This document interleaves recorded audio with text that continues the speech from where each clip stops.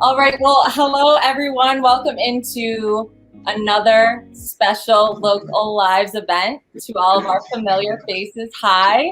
To all of our new faces, welcome on in. We're so excited to have you here tonight. I'm one of your hosts. My name's Annie, and I cover the Chicago Sky and the Chicago Red Stars for the Chicago Sun-Times.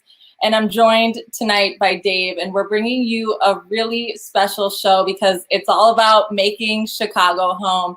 And it features some incredible storytellers, some who are from Chicago and others like myself who have made Chicago home. So Dave, tell us what we got in store tonight. I'm your other host. I'm Dave Maher. I am a comedian, a teaching artist, creator of Dave Maher Coma Show and the podcast This Is Your Afterlife, where I talk to mostly Chicago-based artists and activists about death and life. And you can find out more about me at my website, which I just dropped in the chat.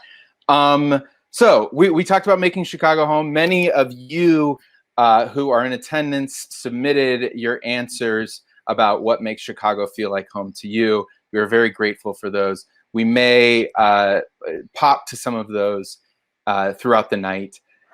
I was thinking about this, and it's hard. There's like different moments, and they're not usually good stories. They're just kind of little like moments. I think the most narrative of these moments for me would be shortly after college. Lived here for almost 20 years, but this would have been probably 2006, 2007. I lived in a room that I shared with people I never met at the end of the Green Line, so around 63rd and Ellis, and I slept on a mattress with no sheets. And I was kept up all night that whole summer by some very lush, buck wild. I'm pretty sure they were women listening to R. Kelly late at night. So that to me was a very Chicago moment. Annie, I know you have a different sort of thing that makes Chicago feel like home for you. Why don't you tell us that? Yeah, we all know those people who grew up in the suburbs and said that they're from Chicago. And I grew up in the suburbs, and I never said I was from Chicago. I always said where I was from, but I eventually moved to Mississippi for another job. And when I came back, I finally felt like I was from here. Like this was my home, because I had left and come back and really come back and understood the true beauty of Chicago. And there are so many things that make it so beautiful. And a lot of you touched on them: the diversity, the music, the hustle, the skyline. And I swear, when I got back from Mississippi, it was like, I knew this was home forever, for always. Amazing. So we are sorry. I feel like I did see comments in from folks about the suburbs Chicago dichotomy, and we appreciate those. Speaking of comments, so we're on Oye. Yes. I'm going to be talking to you as if you haven't used Oye before, which is me about 3 days ago. And so you can see there is the chat box on the left, and then there is the reaction box underneath that. That's where you see next to those reactions. Yes, Sasha, perfect. Thank you, Sasha, for demonstrating the chat box.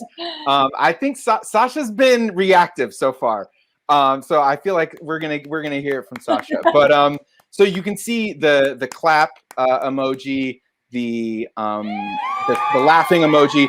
Those things, as you hear right now, those things do make sounds when you do them. So between storytellers, especially, please make liberal use of those emojis. We are going to mute them so that our storytellers don't get thrown off rhythmically. However, we ask that if you're able to turn on your camera, because it's a communal show. The more of you we see, we feed off of that. Performers are notoriously insecure people, so we really depend on that sort of feedback, even in a virtual situation. So with all of that said, I think it is time to introduce our musical guest, who I'm very excited about. He is a musician, he's a music teacher, he is a former American Idol contestant. He and his family, when he was just 3 years old, fled the city of Makobola in the Democratic Republic of Congo, and they emigrated to the United States as a refugee in 2012. And this journey inspires his music today. Please welcome to the virtual local live stage, Ephraim Bugumba. Hello, my name is Ephraim Bugumba, and you are now tuned in to Local Live, a storytelling event with the Chicago Sun-Times and Back Pocket Media.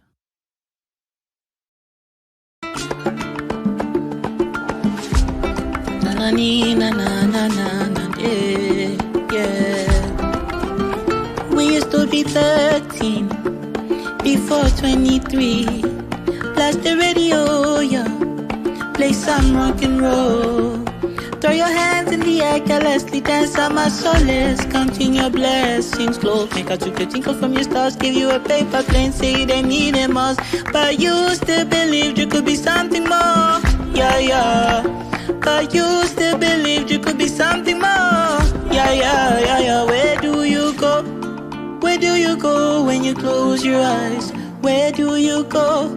Where do you go when you close your eyes? And can I come with you? Yeah, yeah. Can I come with you? Mama nanga, yo, yo, yo, yo.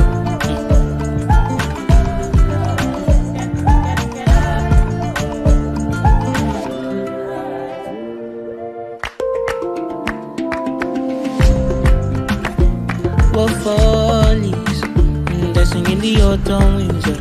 We used to be 17, the colors would be as tonight. We got our food on the gas, but the working shift don't slow down. Ooh, today's a new day, you said your prayer. Hands in the air, don't ever change. I don't lose who you are, don't ever change. Keep your hands in the air.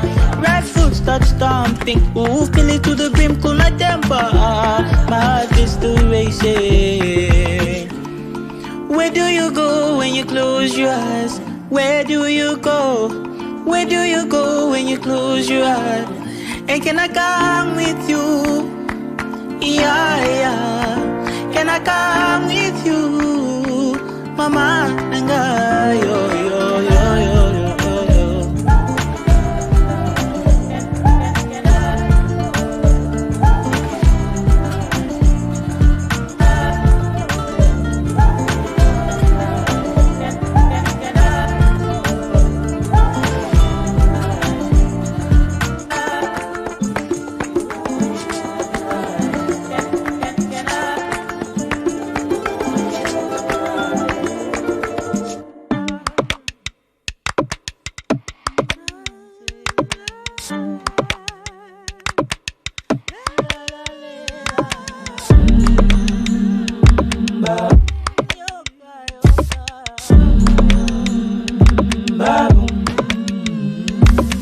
Sundown shine in Chinatown, been storming for a while now. I might be out of season, but truth be told, I've lost track of time. Nirvana's too far from home, but I came with my burdens, so please tell me I was bold enough to turn back, wishing we were strong enough to let go. But this is who we are, this is where we stand. Stuck in the middle, lost in the middle.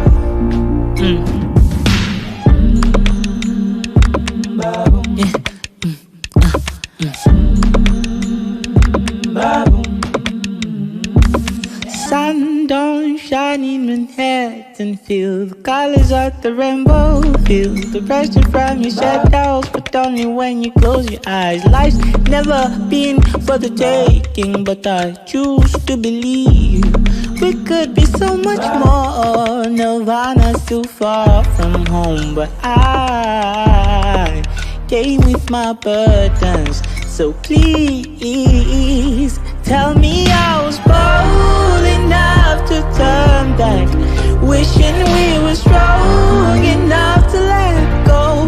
But this is who we are, this is where we stand. Stop middle, lost in the riddle. Tell me I was bold enough, yeah. Wishing we were strong enough to let go. But this is who we are, this is where we stand. Stuck in the middle, lost in the riddle.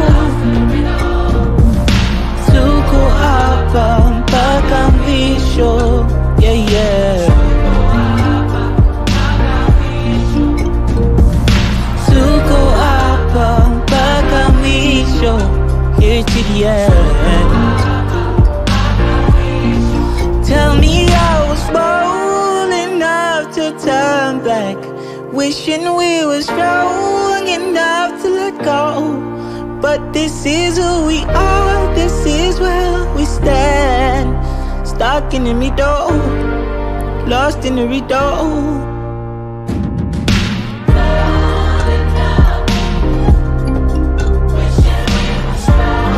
Enough to let go. But this is who we are, this is where we stand. Stuck in the middle, lost in the riddle, yeah.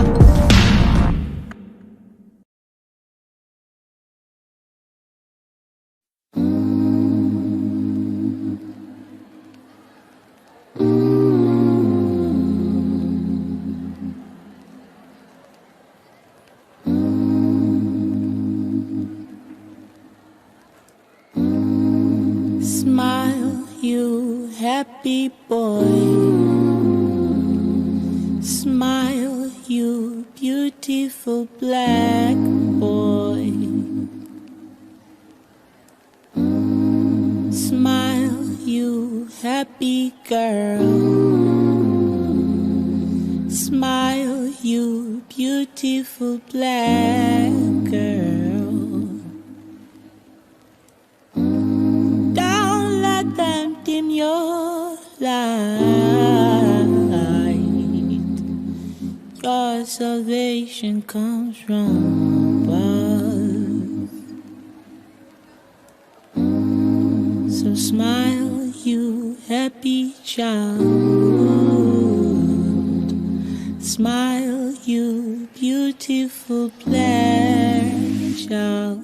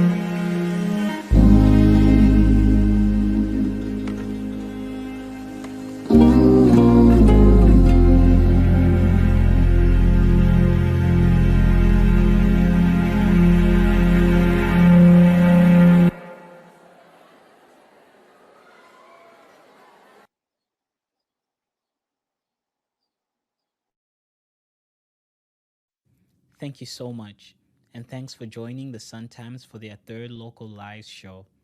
I'll toss it back to the newsroom for some more storytelling. Oh my gosh! Oh my gosh! I cannot imagine a more beautiful way to kick off the show. Yeah. I just needed to let those claps.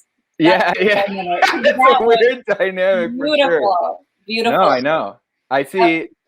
Yeah, it's I can't imagine a more beautiful way too. And to be honest, I'm angry for the rest of our performers that they have to try to live up to that. I mean, what are you supposed to do? Well, I know our next storyteller will do a great job living up to our first performer of the night. Our next storyteller is a journalist, one of the greatest humans I've ever had the pleasure of knowing, a brilliant columnist and journalist on the Sun-Times editorial board. Tonight, he's going to share a vulnerable story about how one neighborhood in particular in Chicago became so much more than just a mailing address by unconditionally welcoming him home. So everybody please give a warm virtual welcome to Ismael Perez.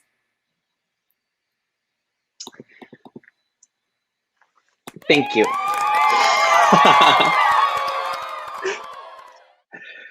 So I would consider myself as someone who loves to take chances. And that's exactly what brought me to Chicago. So, one night I'm laying in bed at 2 a.m, scrolling through Twitter, and I see this job opening for the Chicago Sun-Times. And the tweet is 4 to 5 weeks old. There's no chance I'm going to get it, but what's the worst that can happen? So I apply and I get it. So the worst that could happen is that I'm a millennial with no savings account who has to figure out a way to go to Chicago in like 2 to 3 weeks. So I fly to Chicago this first time, and I have $180 in my pocket. I managed to get a small room in the Ukrainian village, and I have no bed, but my landlord was nice enough to give me a small cot to sleep in. But I was happy, like I come from Laredo, Texas, which is this border town in the very southern of Texas. And I grew up in poverty. I had food stamps and we had no running water at home. So, Chicago with its skyscrapers, its lights, the art was just my American dream. So it was worth it. That first time I was very happy to be here. And then the pandemic happened and I'm back home with my family. But, this second time around, I actually had a year and a couple of months to secure a 1-bedroom apartment and savings. And this time we drove up here, and by we, I mean my mom, my brother, and his family. So we were pretty tight. So they wanted to be sure I had everything secured and everything was going to come out great. So, after driving 1,000 miles, we kind of head into downstate Illinois, and we stop at a Walmart, and, they get off to stretch their legs, get some rest from the road. And I'm an introvert, so my kind of rest is leave me alone for a couple of minutes so I can refresh my mind. So I, take some heavy breaths, chill down, but it's short-lived. Because to my left, there's a couple, like 3 to 4 men in this old Chevy truck with their windows down, and they're laughing, giggling, and looking at me. So immediately my Mexican sixth sense like makes me tense up. I'm getting ready for some kind of attack. Because as a person of color, it's just this feeling you can't really explain, but I'm gonna do my best. My stomach was in knots. I tensed up and I was just feeling sick. Like I was waiting for an attack, either verbal or physical. You never know how things are going to happen at the moment. But, after a bit, I relaxed because they backed out of their parking spot. But then right before speeding off, one of the men shouts out of the window, "Illegal." And I just freeze, like, it was expected, nothing original, but it still did its thing. Everything I took a chance on in life, everything I accomplished just was stripped away from me and my name. But, like 80% of the attack was me on against myself, because I ended up hating myself after that comment from them, because in my head, I was thinking, they don't even know how good my English is, how well I speak the language. They don't know that I have 2 college degrees. They don't know how much I have accomplished, my awards, or, stuff that does not matter to them because they just look at my brown skin. And I was just, it was enough for my family to pick up on something was off with me after driving 2.5 days with me, like they can pick it up. So The next 300 miles, I'm still thinking about it and wrestling with myself in my head. And, we get here at 2 in the morning in Chicago, and still my stomach is in knots. Like I was just feeling sick. But I'd say my tense muscles started to relax a bit as soon as the sun came out and we walked to explore the neighborhood, which is Pilsen. There were murals celebrating pro-immigration, pro-LGBT. It was June, Pride Month. I was right in the middle of it. So, I was relaxing. And then every other person that we walked by was speaking Spanish. And I just felt like home because I mentioned I'm from Laredo, and Laredo, Texas is 95% Latino. Almost everyone's bilingual. And of course, almost everyone's Mexican. So we kind of shared that cultural thing. We were the majority. Nothing out of the ordinary. We were just accepted by our own people. And after walking around, we end up on 18th Street at Canton Regio, and there I find myself like taking back some tacos to gain some energy. And while I'm in my tacos, I feel my sister-in-law touch my hand, and she's like, "Do you hear that? They're playing Selena." And Selena was this very powerful singer, very powerful person. She's a Mexican American from Texas who accomplished great things and broke a lot of barriers. And I'm a big fan. And I felt like my sister-in-law was just trying to reassure me, like, hey, she sensed that I was hurt. And it was her to say, like, hey, this is a sign that it's a good thing we're here. This is something that's good.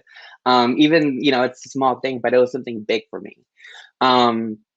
In a couple of weeks, my family leaves Texas, and I'm walking around, exploring Pilsen, falling in love with Pilsen, getting to know people through interviews.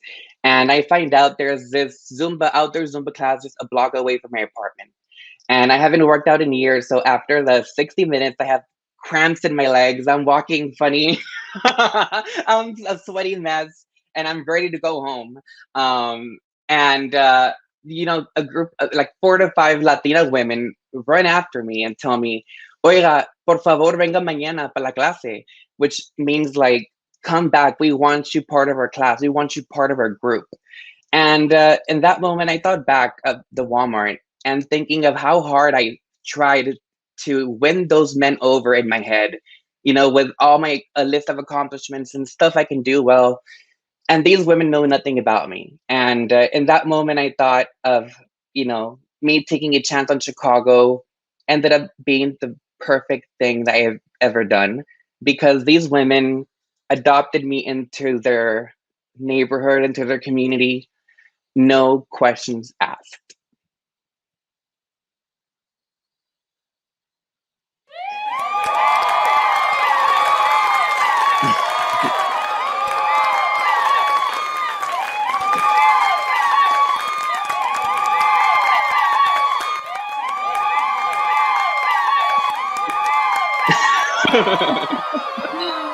It feels like there should be a take a bow button or something, right? Like, please take a bow for us. Yeah, that was beautiful. Yeah, I'll do one. Thank you. There we go. Yes. There we go. I love the moment. I love the moment of this like moment of recognition of like, do you hear that? Selena's playing, and it just everything that means is just like, oh my God, I love that. That's beautiful. Divine timing. Yes. There are no mistakes. And that was the moment telling you there was no mistake, you being right there in that moment. Mm-hmm. That was so beautiful. Thank you for sharing that story with us. Thank you so much. And thank you for hearing my story. Thank you. Yes. Thank you, Ismail.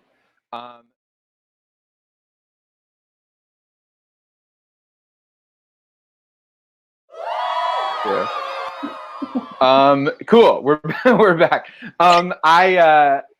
I mean, it is really important where you get your tacos. That is a very important question. I don't know how many of those conversations I've had with people.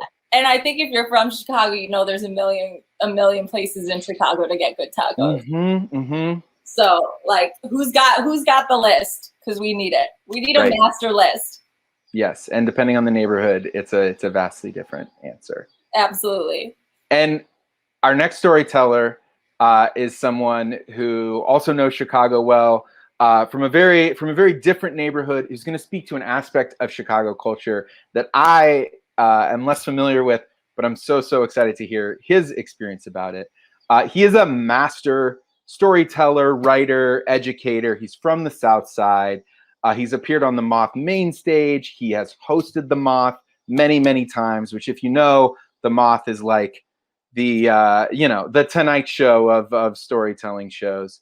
And he currently hosts an amazing daily news podcast about this city called CityCast Chicago. So they get the chance to stay current and do deep dives on topics. Like they talked to Abby McEnany from the Showtime show.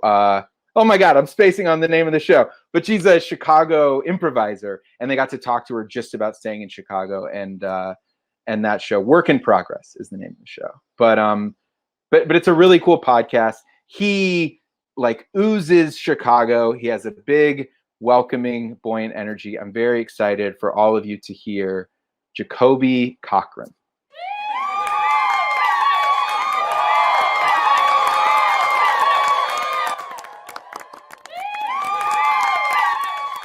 I appreciate y'all having me.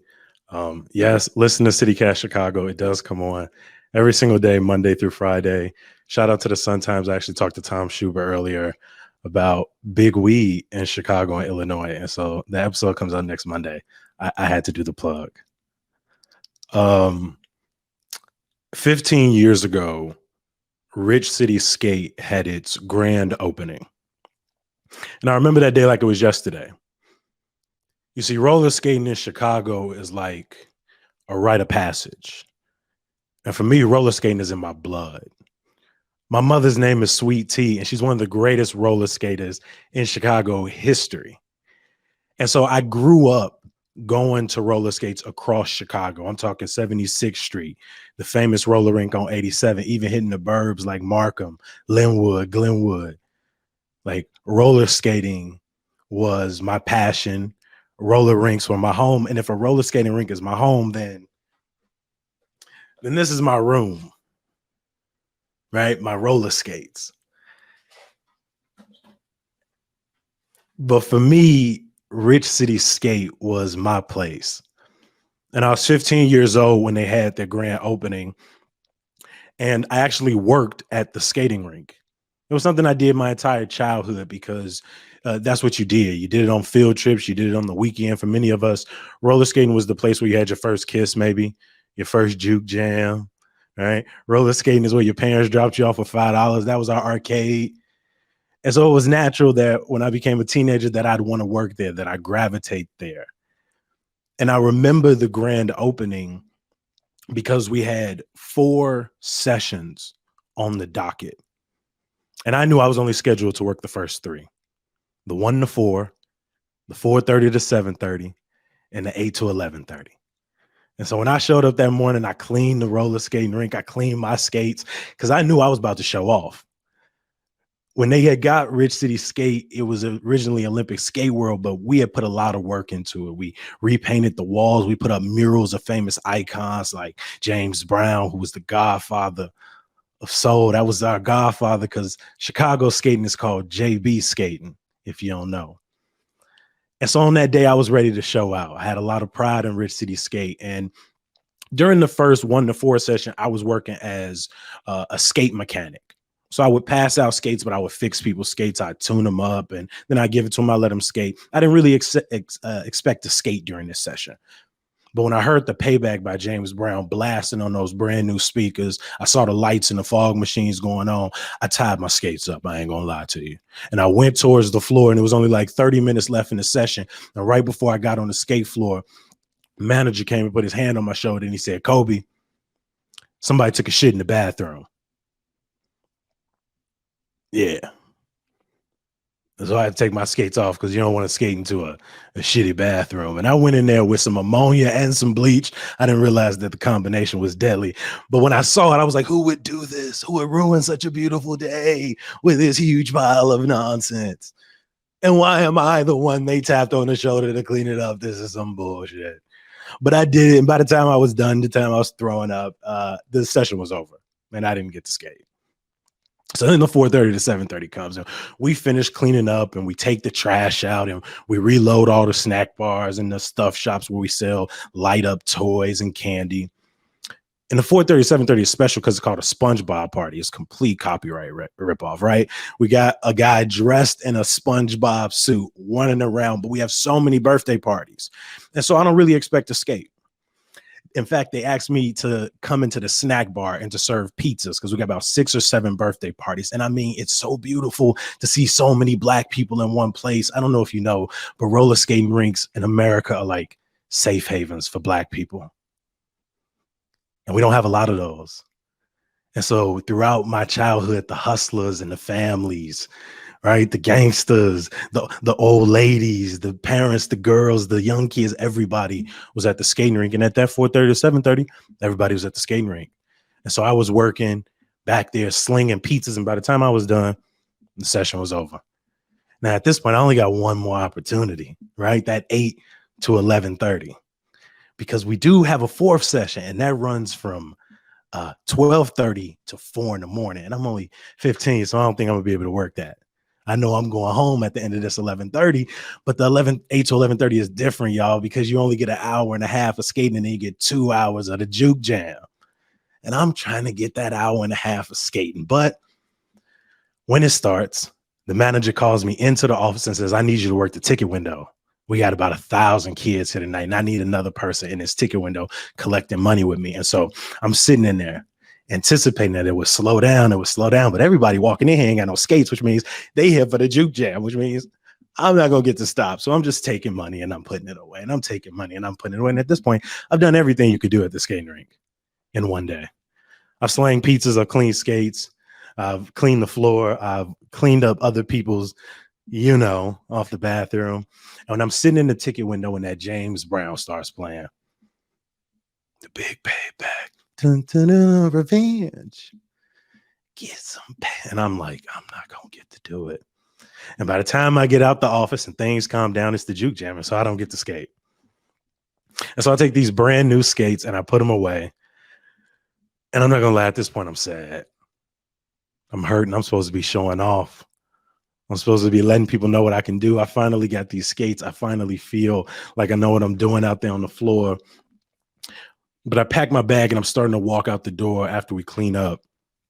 And my mom comes up to me. Because, my mom is there for that 12:30 to 4. But actually, she doesn't tell me she loves me and sends me home. She tells me she loves me and she tells me to stay. See, tonight from 12:30 to 4, I'm going to get to skate with the grown folks. And this ain't just any skate night, y'all. This is the grand opening of Rich City Skate, and it's their inaugural national party, which means people from all over America have come to this skating rink right outside Chicago. And I'm talking people from New York, people from Philly hitting the train, people from Detroit doing the ballroom, people from Toronto. You got people from Atlanta and Florida. And so I'm watching all these people do their moves, and we got this roll call where every state goes one after another. Every city goes one after another. And since we in Chicago, they call Chicago last. And when I get on that floor, I'm joined by my mother, who is the manager who asked me to sit in the ticket window with her. And I'm joined by my father, who's the manager, who told me to go clean up the shit off the floor. And I'm joined by my brother, who was in the SpongeBob outfit around 4:30, and my sister, who was helping me sling pizzas, and my uncle, who told me I needed to clean and wash the skates after the session. You see, because 15 years ago, my step-grandparents bought Olympic Skate World, and together our family transformed it into Rich City Skate. And 15 years ago, we had our grand opening, and from 12:30 to 4, me and my family got out there and we hit big wheels and cartwheels and back tucks and splits. I know my big ass don't look like I can do a split, but I can get down there on some skates. And 15 years ago, I fell in love with roller skating and roller rinks that were more than home. They were a safe haven, not just for Black folks, but my folks, my Black folks, my family. And though Rich City Skate ain't with us no more, it's always gonna be home. Appreciate y'all for listening and listening to CityCast Chicago.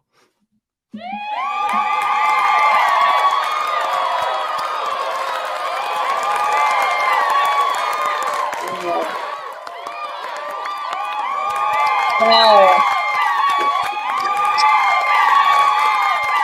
I mean, the theme of tonight is making Chicago home, and that roller rink was your home. Your entire family, from top to bottom, that was home. That was a beautiful story, and it had everything. That was like an Inception level ending. I was like, no, oh my, and in the SpongeBob costume. That was incredible. And your tone and delivery. What's about to happen? I felt like I was watching a movie, but like, I appreciate y'all. I appreciate y'all. Definitely listen to CityCast. Feel free, Tay, if you're able to drop the link to CityCast again, that would be amazing. Yeah. Also, we've been talking so much about home. It would be great if you folks right now, thank you, Tay. Thank you again, Jacoby. Stick around for Q&A. But if you folks watching would drop in the chat where you are watching from tonight.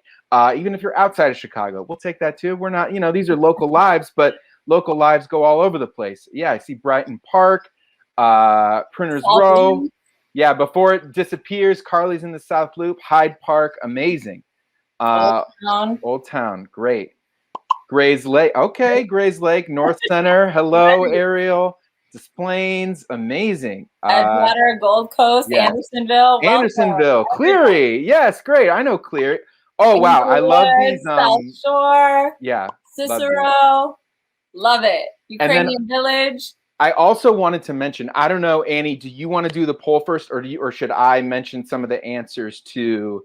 I think we need to get into some of those answers, especially after Jacoby's story, because it really was it was such a family vibe that I feel like now's a good time for us to hit some of those. Oh my God, Sweet Tea is here! Incredible. Oh, Teresa, thank you so much. We have a star in the building. Yeah, for real. Welcome, Miss Sweet Tea. Yes, amazing. So I just wanted to think. I mean, it would be. We got a lot of these responses of people saying what makes Chicago home. Mm-hmm. Some of them are things you would expect. More pizza than I thought. A lot of the lakefront, that kind of stuff. Jacoby discovering his own mother in the chat right now is a really amazing moment. But there, to me, there were a couple that I really liked that felt. Some of these answers felt like low-key brags a little bit. 100%. Like one in particular for me was. Oh, really?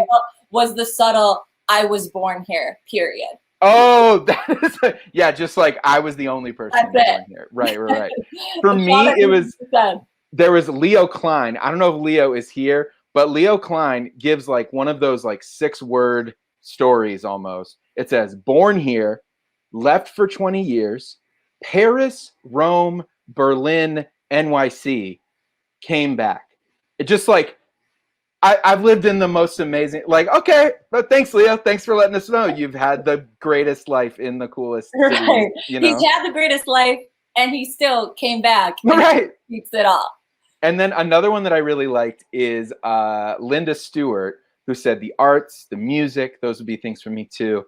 And then this one, just the phrasing of it, the special places I love to go for fun is just the like cutest answer to me. Just like, the special places I love to go for fun. I'm gonna be like referring to restaurants and clubs and things like that from now on as like the special little places that I love to go for fun. So thank you for filling that out and making this more of a communal experience. Yeah, and even though we're virtual, this is the point of this, is to share stories and it really be a community storytelling event. So we appreciate your guys' participation, because Chicago is all of our home, and it wouldn't be without all of our different lived experiences here. So thanks for participating in that little survey. And up next, we're going to have a poll for you. That's really, it's questions to gauge how familiar you all are with the Sun-Times and with local journalism, and also your interest in the Sun-Times and local journalism. So please answer these honestly. There is no judgment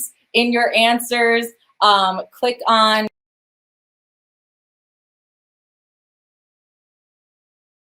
pulling that up right now. Give us 1 second. Those poll questions, there they are, like magic.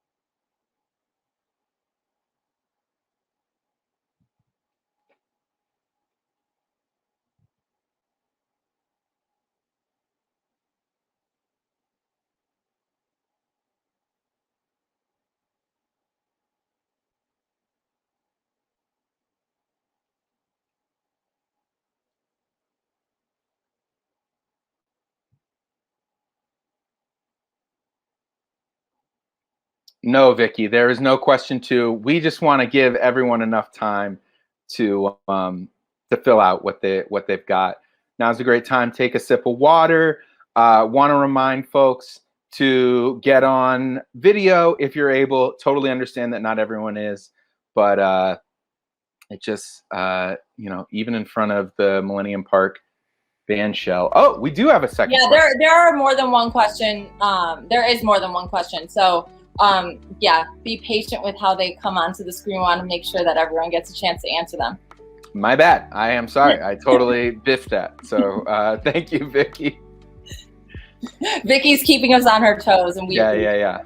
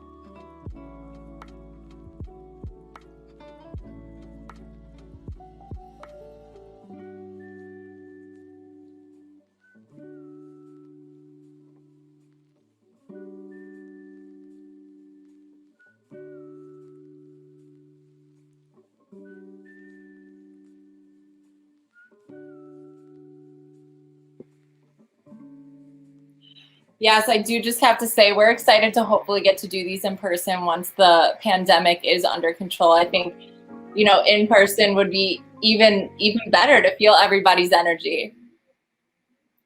Yes, it'll be. Yeah, that is the dream, but it is understandable, and I'm certainly with you, Avi, that we we can have a lesser version of the dream right now. Right. Maybe we're playing in the minor. We want to hit a home run. We were playing in the minor leagues, and the minor league games are fun too at the moment. Yeah, they still take a lot of effort. Yeah, and there's a lot of joy that gets had in the minors. So, yeah.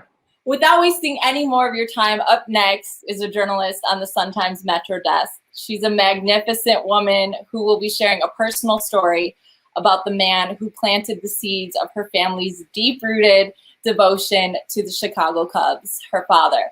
And although I'm a Sox fan, I am so thankful for her words because it was my late father that planted the seeds of my devotion to the Southsiders. So please give a warm welcome to Rumana Hussein.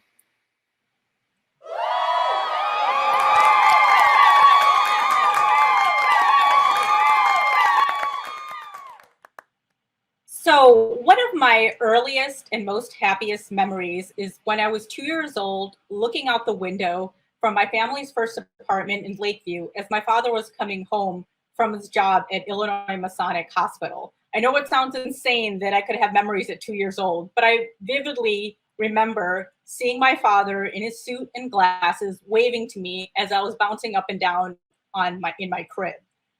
Illinois Masonic Hospital is where my father first started working after he immigrated from India a few years earlier.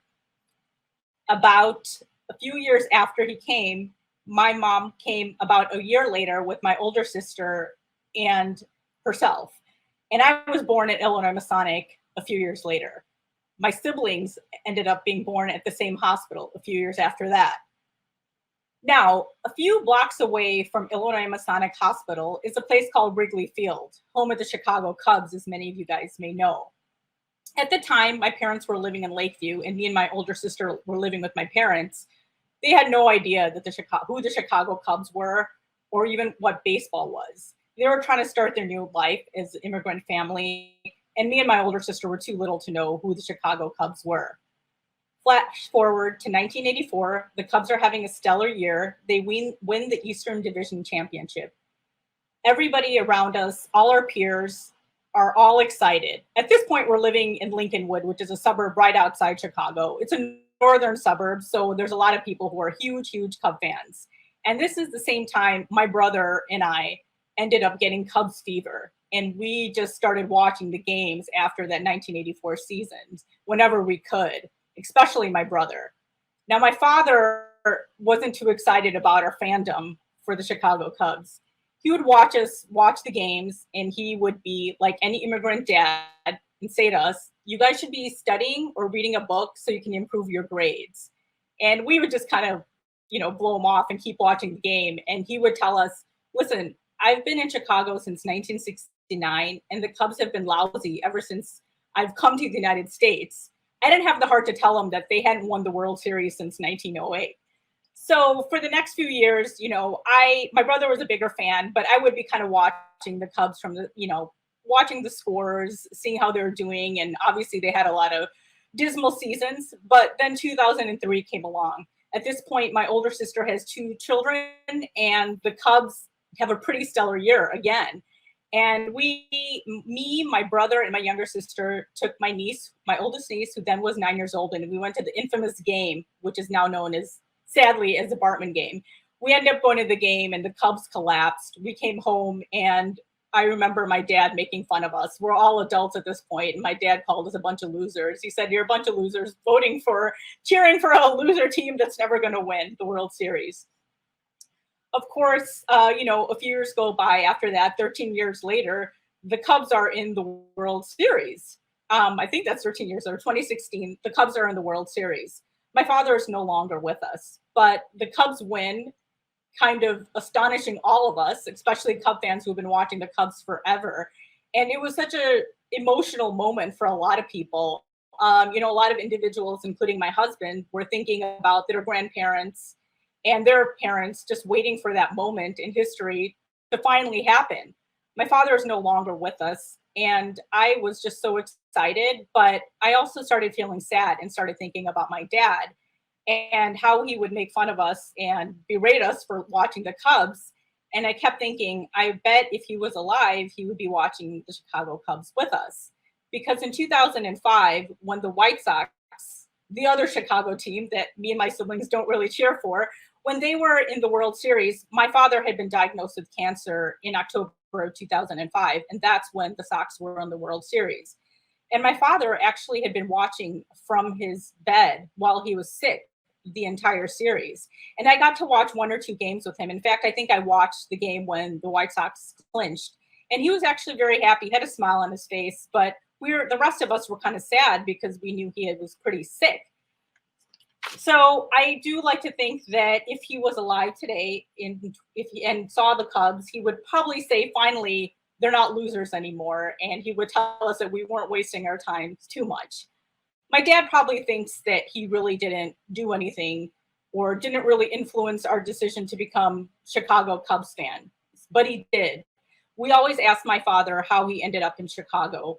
And he comes from a poor village. He was the only one in his family who got educated, and he was part of the Asian brain drain of the 1960s and 1970s.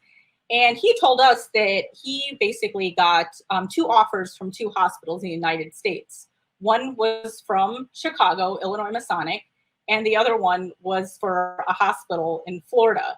And we always asked him, why didn't you choose to go live in Florida? And he said, I didn't know anything about either place. I just knew that Chicago was paying me more money. And that's how my family ended up coming to Chicago.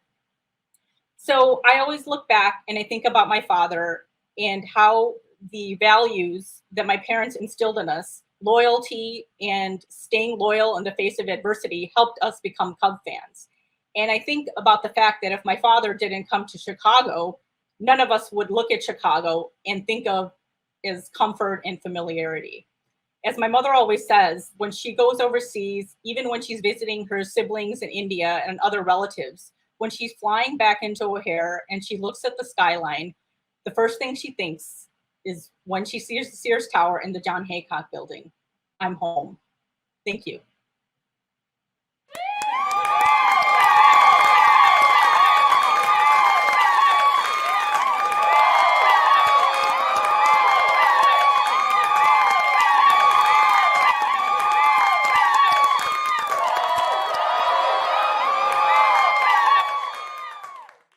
That was amazing. Thank you so much, Ramana. It was a beautiful story. We had many different. Your dad as a surprise Sox fan at the end was a fun touch as well. Fantastic. Thank you so much. Our next performer, we're just going to go right into it. She's a writer.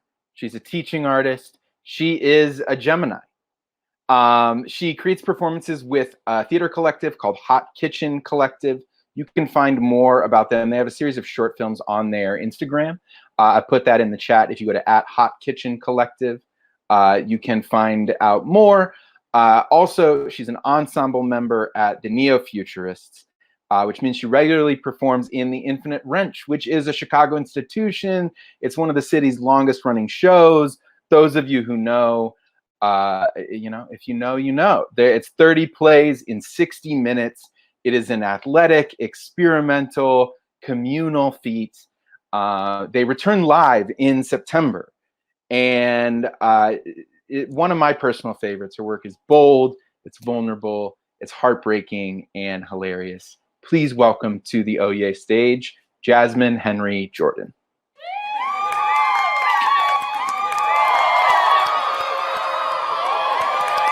Thanks, Dave.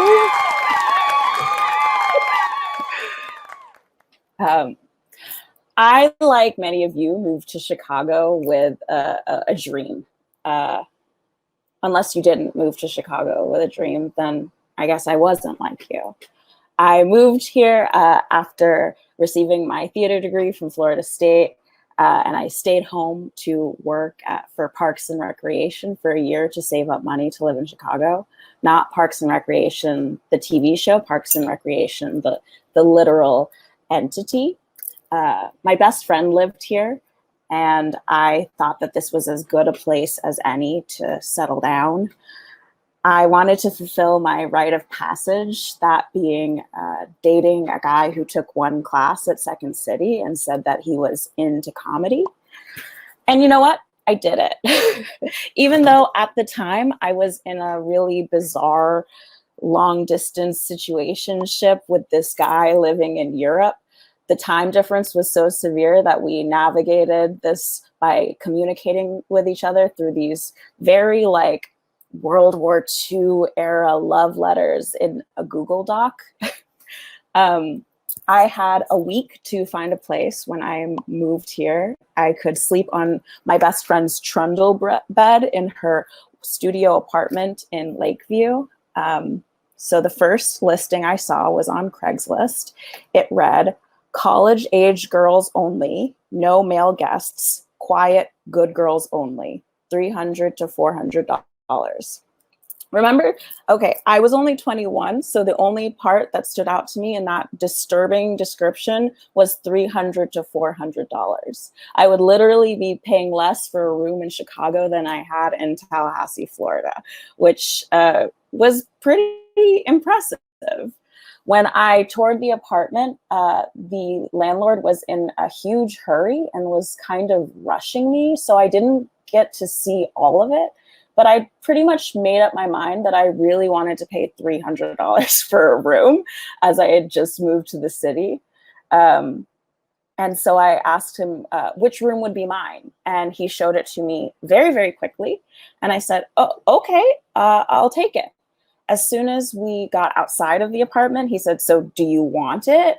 And I said, yeah, sure. So I called my mom all excited and I was like, oh my gosh, I got an apartment in the city. It's so cute. It's so close to the Loyola campus. And she said, tell me about your landlord. And I said, you know, he doesn't speak the best English. And he told me I would never be able to announce his first name. So he just told me that his name was his last name twice. And I just accepted that. And she was like, okay, how many rooms is it? And I was like, you know, I didn't ask that, but it's a lot of quiet, good girls living there. And she said, okay, and how big is the closet? And I said, you know, I don't know if I noticed a closet at all. So I called the landlord back and I said, oh, you know, we did that in kind of a hurry. Is there a closet in that room? He said, yes, I will bring you a closet.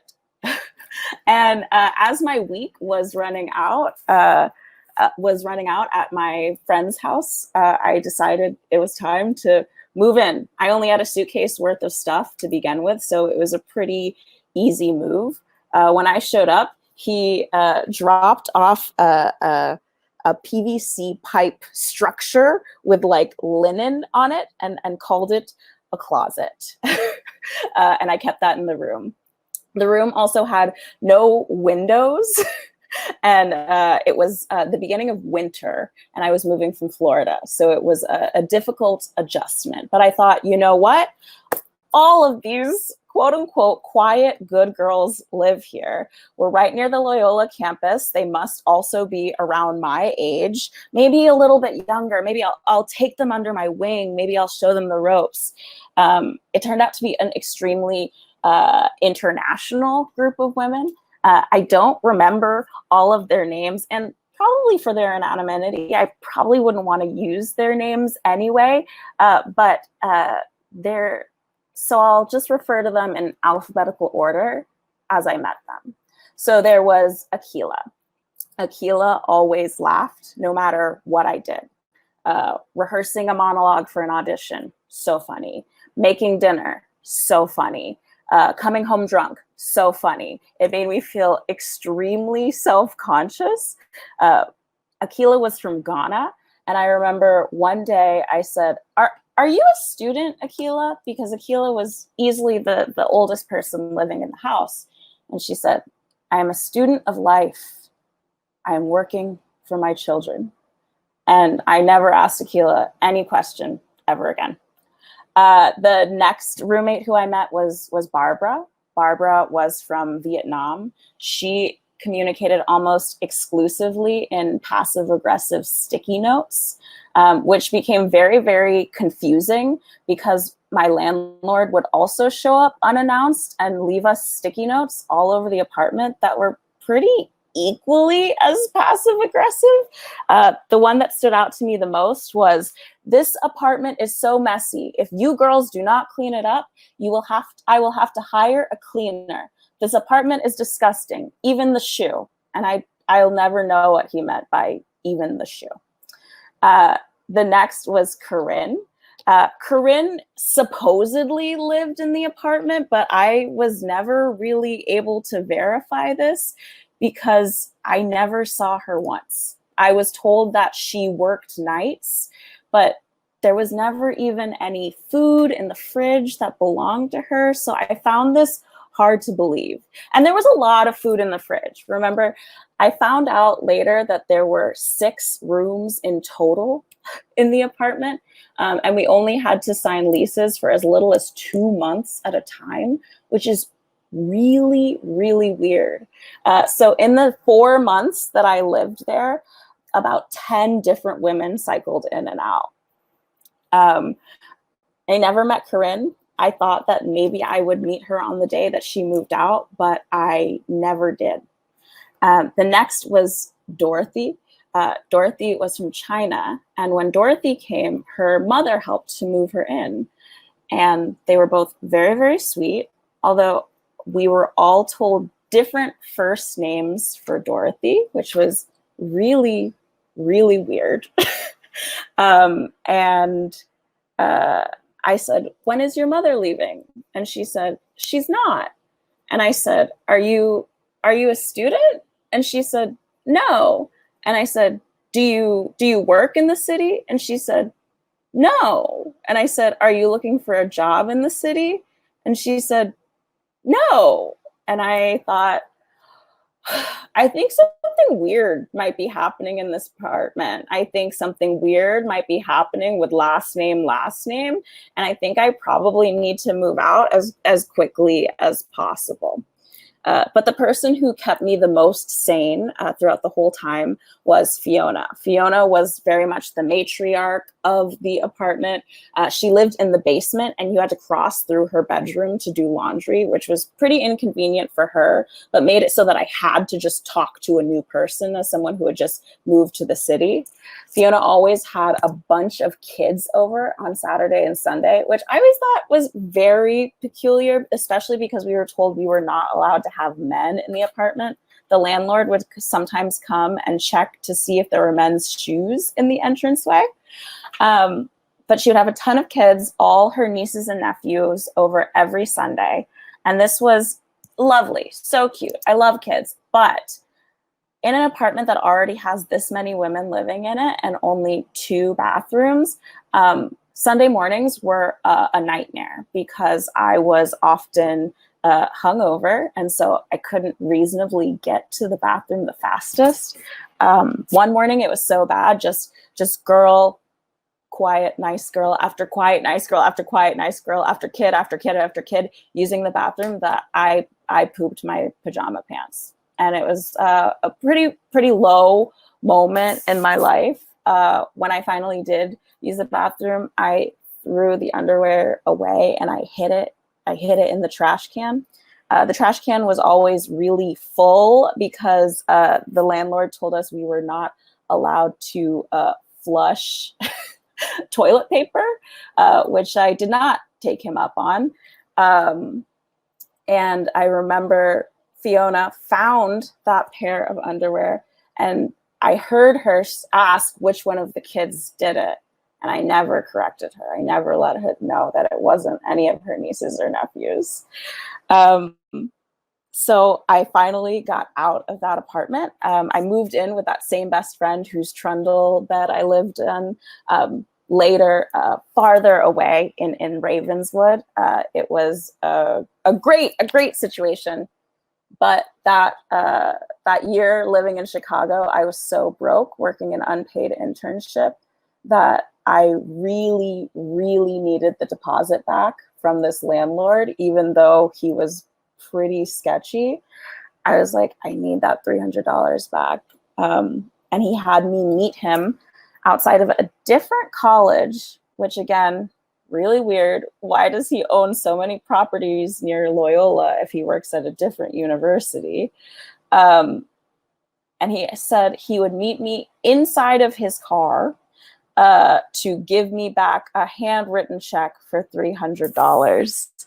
I told all of my friends all of these weird red flags about this man and about this apartment, and they said, don't do it. It's not worth the $300, Jasmine. But I did it. I wanted that $300, and he just handed it to me. And whenever anyone asks me, do you like Chicago? Do you think that you are going to live here for the rest of your life? I always say, I think that I will die here. And luckily, it wasn't that day.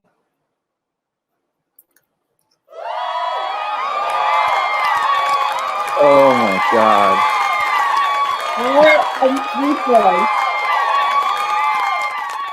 Just the phrase "good girl," it makes my skin crawl. Yeah, I felt like I needed to throw up in that moment. I luckily kept it down. I have so many questions. Luckily for everyone here, we're about to head to the Q&A where we can all ask Jasmine the first thing that comes to our mind, and of course all of our other great storytellers. So please stick around. We want to hear your questions and we want to ask them to our storytellers. So the powers that be that understand the logistics of this space and place better than I do are going to transition us to another room. So stick around. The only one I stayed friends with on Facebook was Fiona, with all of the nieces and nephews. Okay. And she seems to be chilling. She seems great. But she was always the most normal one, so that checks out, you know. So I'm sure there are more questions for Jasmine as well as our other storytellers. So if you see in the top right corner, you can submit your question there, and Dave and I will ask our panel. So feel free to type in any question that you have for any one of our storytellers tonight. In the meantime, could we go down the line and have people tell us their cheapest Chicago apartment, what your rent was at the cheapest Chicago apartment? Mine was, I think, $233 in a sunroom with no door in McKinley Park. Jasmine, was that your cheapest? Okay. Romana, what about you? Oh wait, you're on mute, Romana.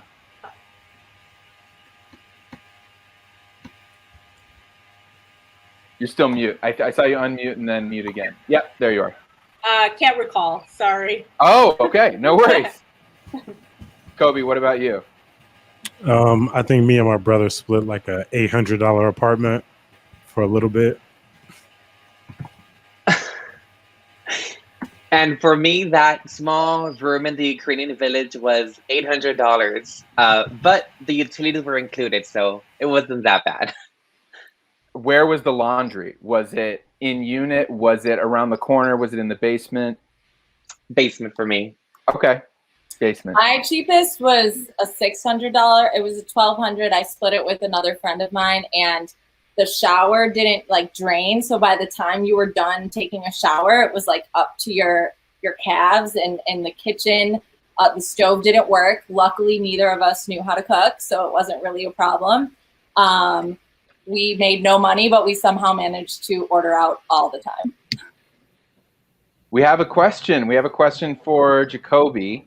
What's your family doing now? That's a lot of people. Give us the major players from the roller rink. Well, the first one is sad. My mother and my stepfather are no longer together. So I'll break your heart. My mom is doing well, though. She's living her beautiful life. She's probably at this point watching 100,000 Pyramid and drinking wine. My brother is an artist and he works training dogs. My sister is a firefighter. Yeah. That's incredible. Yeah. The artist training dogs feels like it's in the SpongeBob spectrum of they're jobs. two separate things. But yeah. Yes, no, I know. But still it's all the same ballpark, it feels like.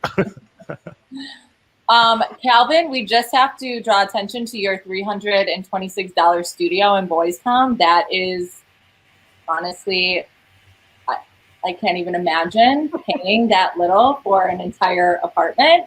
Even a studio. I mean, a studio is still an entire apartment to yourself. But we do have another question for Rumana. Could you speak to the Asian flight you mentioned that took place in the 60s and 70s? Yeah, the Asian brain drain, that's what they call it. There was a shortage of science professionals in the United States. So the United States actually drew like the best and brightest students in Asia. My father actually comes from a really, really poor family in India, and his parents were both illiterate. I know my grandma was illiterate for sure. And he was one of 7 children, and he was the only one who got educated, and he was a really, really smart student, and he ended up going to medical school in India. And so because he was really smart, people in the United States, like he was on like some list where they had heard about him. And so that's how he got the offer. He needed to support his family. And so he didn't know anything about the United States, but this is when the United States was, you know, enticing other individuals from different parts of Asia to come to the United States, and they would offer residency, this is medical residency at different hospitals across the country. So I think that the first Asian brain drain, there was obviously Asian immigrants had come to the United States a long time before that, but the 60s and 70s, and I think the next wave was in the 80s. But my dad was part of that whole wave where they were trying to recruit the best and brightest from overseas. And who's they? What does that look like? Like, I would say the United States. It's the United States. It was just this. They had a shortage of doctors and engineers, and in India, when a lot of people get educated, especially people from the middle class and people who are from the poorer classes, they going to medicine or going into engineering is like a ticket out of the poverty. And it's interesting because at the time when my dad came to the United States, most of his friends that were in medical school with him, they got recruited, but they got recruited to go to England. So he was the first one out of his class to get recruited to the United States. I have another question for Jacoby. While we're waiting for other people to ask questions, I knew I would have this question from the beginning. I still have it. Jacoby, please explain JB skating to me and explain give me the taxonomy of skating. So JB skating is like James Brown skating. So James Brown's music is often remixed. And hold on one second, let me turn this off. I'm having a hard time hearing myself speak. So we basically skate to remixes of James Brown songs, and it's the most popular, I think, skating style in the country because of how smooth it is. Our moves aren't really choppy. We put together really cool routines that are very fluent. You see in a lot of other cities that they have like a big move, or their routines are a repetition of moves. So like the Detroit ballroom is like a spin, and Philly train is like a bunch of people skating together. But Chicago, we're really known for our like cool choreographed routines. Wow. So Chicago can just like incorporate everything together. Yeah, we can take everybody's moves and kind of bring them into connection with one another. But like when I say like smooth, it's like if you've ever seen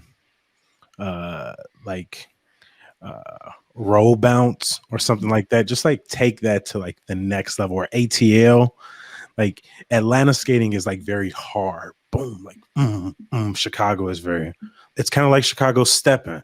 In a roller rink, you'd often see Chicago steppers like right there next to them. So it's just like a smoother, calmer skating. Are there good skating like documentaries or where I want to find more skating content? There's actually one came out called United Skate, and it's about the closure of skating rinks across America and their history. It's actually on HBO, I believe.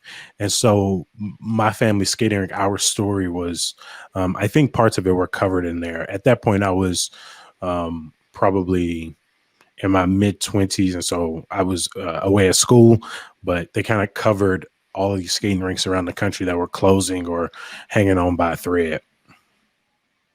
Right. So where do you skate now? Do you still skate? You can skate at like 87th Street, which is off of maybe like 87th and Cottage Grove. It's not too far from there on the south side. And then there are other skating rinks like Glenwood, which is a suburb on the south side of Chicago. Awesome. I have another question for Ismail. When you moved from Texas, or like the first time, what was your comforting like thought, or what was giving you comfort going from such a small town to Chicago, to a big city? Where did you find comfort in that move? It was in a song by Billy Joel. What is it called? It's a city name in Europe. I'm scared to even say it out loud, but I'm Berlin, Rome, Give me- where all the places that Leo Klein lived. Alyssa asks, is it Venice? Yeah. Oh my God. I know. Oh my God. Vienna, Yes. Vienna.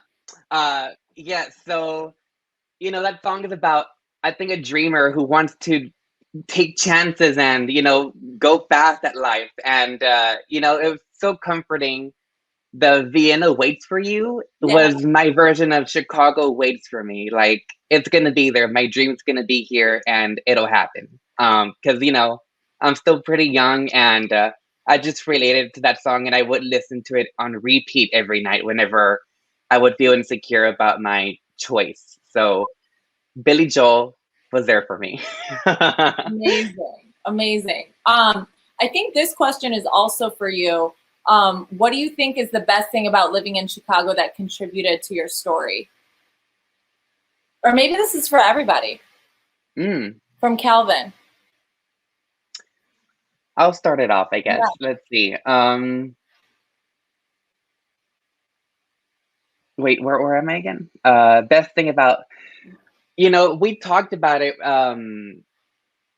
It was so easy to write because this story comes from a column I wrote, and when I was talking to my editors and also Mary Mitchell, another columnist, she said, you know, this is the beautiful thing about Chicago, that there's different neighborhoods for everyone to fit into. You know, there's Pilsen that's heavily Latino, and there's, you know, other areas for, you know, Black people, Asian people to feel at home, and that's something that, you know, again, going with the topic, makes Chicago home and makes it so easy for people to easily become part of Chicago. Jacoby, do you have an answer to that? What do you think is the best thing about living in Chicago that contributed to your story? For me, it was like the pride watching people skate. Like, so you could see people took pride in their wheels and keeping their skates clean. They took pride in practicing their moves and the music they listened to. And so there was just this swagger about Chicago that I didn't need to be taught growing up, because I was able to witness it firsthand. And going through the different skating rinks around Chicago just gave me a small little taste of how different neighborhoods skate, how different people in the city skate. But regardless where you were, there was just this swag that was undeniable. And even to this day, if you go somewhere and you tell people you live in Chicago or you're from Chicago, you know, the first thing out their mouth might be some dumb shit. Let's be real. Yeah. Because people have us kind of fucked up. But another thing is people notice our confidence and our swag. And that was something that skating showed me very early. I really like this idea that swag comes from detailed upkeep. Like, you're talking about people keeping their skates clean. And I'm like, I never thought about, you know, people talk about, like, you know, if you're an actor, you're like, do your prep work so you can show up on the day and just be free or whatever. And it's like, that's the prep work for swag, is to like have your shoes clean, have your skates tuned up, and then you can just show up. And I love that. That's amazing. Yeah, and I mean, people brought their cars to the skating rink. They brought their motorcycles. Kids would wear their best clothes during the juke jam, and that's when people were trying out their earrings and their do-rags, and kids were trying to look good for one another. And so there was, you know, the steppers would be out there wearing their suits and their hats. So there was always this sense of how fly we were. Yeah. I want to get to Nora's question, but before we do, Ramana, do you have an answer to this question? This thing about Chicago that you love that contributed to your story? I just think that Chicago speaks to me as home. I know you're talking about the apartment that I was probably jumping up and down in. I could tell you that was probably my cheapest apartment, because I lived with my family for most of my life when we moved to the burbs. So that was probably really cheap because Lakeview was not what Lakeview is today. Chicago just feels like home. When my parents first came here, there were very few South Asians in Chicago. We all know about Devon Avenue, and everybody knows it as Little India. But at that time, there was rarely any stores. My parents, they remember the Patel brothers that opened. That was like a little shack when they first came here. And so, they would walk down the streets, and they kind of made their friends by just, looking at other Indian people and go, hey, you're Indian too. And so they kind of formed this small community. We went to the mosque here, Chicago. I mean, even when we went to the suburbs, our main mosque was in Chicago. We look at Chicago and we just think of home. And, at the time in the 70s and 80s, it was really hard being a person of color when you're in an all-white school. And me and my friends would all go to different schools, all of our South Asian friends. And when we'd get together, we all had similar stories about the racism we faced and how everybody thought we were weird. But when we kind of came together, it felt like home. And I have a lot of friends who left Chicago. They thought, they were done with Chicago. But I've noticed that a lot of my friends who do leave, they always come back. So it's just this familiarity and this comfort. And I've also had a lot of friends who say that they never had the same kind of friends that they had in Chicago anywhere else. I love the idea of being able to just walk up to someone on the street and say, hey, you're Indian. Well, we'd be friends together. But that is a perfect transition to this other question, which I wanted to ask Jasmine. And it's such a good question from Noor. Thank you, Ariel. And Noor, I apologize if I'm pronouncing your name wrong. But Jasmine, I know that the Neo-Futurists are a big creative community. You don't have to speak to that. You can speak to Hot Kitchen Collective. But coming from that first apartment, how long did it take you to find the pockets where you felt not just comfortable, but like, wow, this is what I'm here for? I'm stupid lucky in that a bunch of my friends from college moved out here like within a couple of years of one another, and all of those are they make up Hot Kitchen Collective. There's a solid, outside of Hot Kitchen Collective, there's a solid like 15 of us who were all in school at the same time. And for a long time, we all lived in the same like 3 neighborhoods. And it was really weird because we would be at a party and people would be like, where are you from? Florida, Florida, Florida, Florida. And everyone's like, okay, this is a lot. But so in that sense, I was really lucky to move here with a built-in community. But I think when I felt like the proudest of myself for like taking a step outside of the folks who I grew up with and from my hometown was when I took Intro to Too Much Light Makes the Baby Go Blind at the Neo-Futurist Theater. And I got really, really lucky. Everyone who was in that class was just super, super cool and nice. And a lot of them still live here and make really great work. And it was really inspiring to be in that class and then to get the opportunity to audition and to get to be in that ensemble. And that answers Erica's question as well about being a part of Neo-Futurists. Do you want to answer? I know I said September, and I think you confirmed September's right, but do you know the next Neo-Futurist show, the date exactly? It is the 3rd weekend in September. I wish I knew. I should know that off the top of my head. Is it? It's Saturday's the 18th. What? Maybe it's the following. Yeah. Okay. Yeah. So it's this is embarrassing. Come back to me. Okay. It's happening. What? It is the 18th. My husband just told me it's the 18th. It's September 18th. Great. Amazing. The 18th, market confirmed. See y'all there for the party.